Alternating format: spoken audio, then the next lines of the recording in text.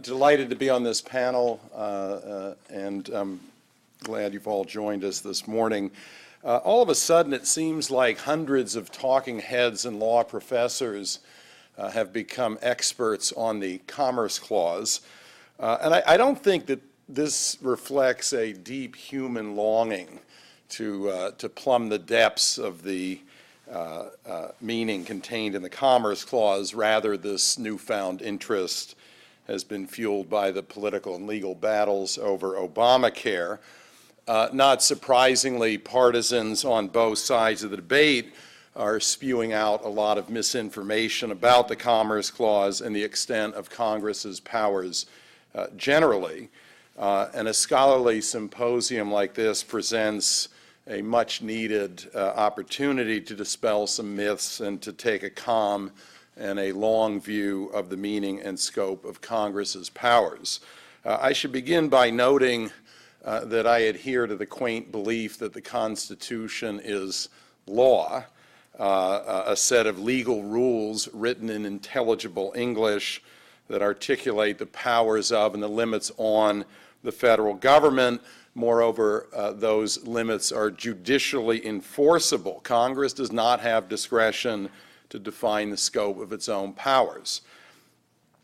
The task of an originalist, if that word is to have any content, is to determine what the Constitution's text most likely meant to the people who drafted and ratified it. The Constitution is not a bunch of vague, open-ended phrases that we can interpret however we please to achieve current policy goals. So what is the original meaning, intent, and understanding of Congress's power to regulate commerce among the several states? Two very distinguished constitutional law professors and friends of mine, Akhil Amar and Jack Balkin, have recently argued that the Commerce Clause authorizes Congress to regulate all interactions that extend beyond one state's borders.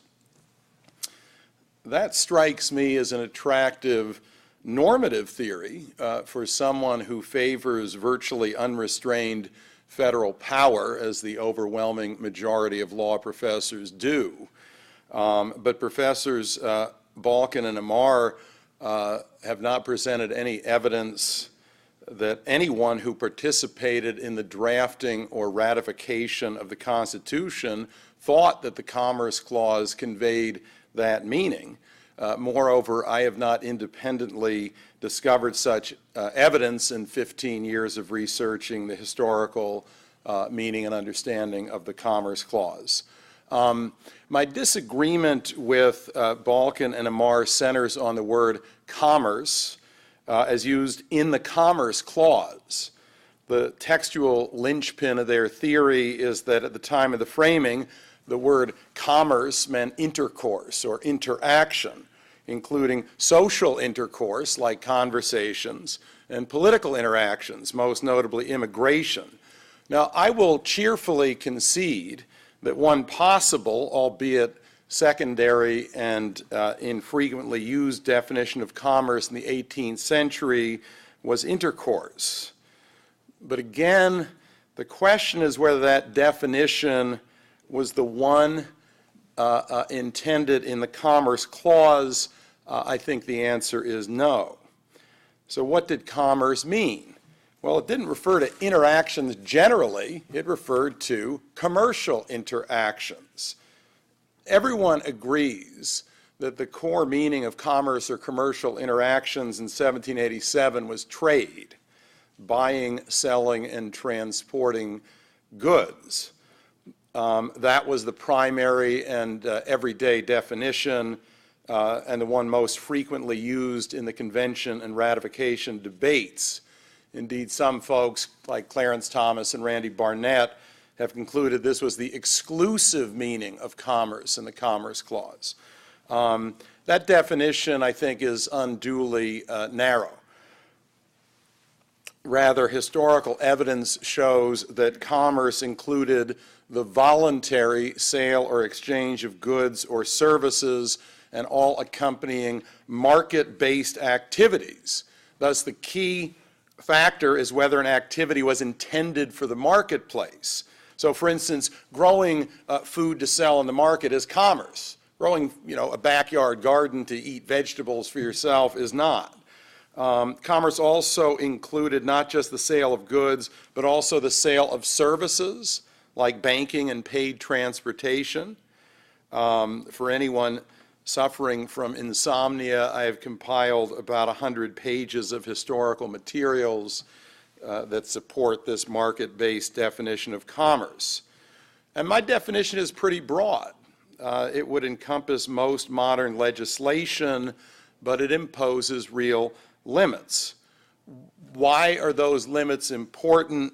For the simple reason that the Constitution's framers and ratifiers rejected the notion that the Constitution granted Congress sort of parliamentary style general powers to legislate in the national interest or on all matters of interstate concern. Rather, the Constitution carefully enumerated Congress's powers in Article 1 and limited Congress to those powers, thereby, of course, leaving all powers not granted to the states or to the people. In other words, beyond the grubby paws of any government. By contrast, I think the Amar-Balkan approach would obliterate any genuine restrictions on federal powers. But Jack and Akil might argue that's okay because the Commerce Clause, like all powers listed in Article 1, are not limits at all. They're merely iterations of the broad structural principle contained in Resolution 6 that Congress could reach any object of national interest or interstate concern. Not surprisingly, I don't share that vision of the Constitutions for reasons that Kurt Lash has already set forth. Let me just try to anticipate one big criticism. Okay, Bob, let's say I bought your cockamamie argument about the Commerce Clause, and you're correct, it doesn't matter, because the Necessary and Proper Clause allows Congress to regulate anything. For instance, if I understand John's paper correctly, one thing about necessary and proper clauses is that, Congress can just do things that governments do. And I think that Akil and Jack have a similar point. There are just some things that national governments implicitly, have to be able to do. I'm always wary of invoking the necessary and proper clause as an end around to grant Congress, virtually unlimited power. So overall, I have great admiration for Akil Amar and Jack Balkan. They present their usual original and ingenious arguments. I just don't believe that that approach reflects the best reading of the text of the Commerce Clause in historical context. Thanks.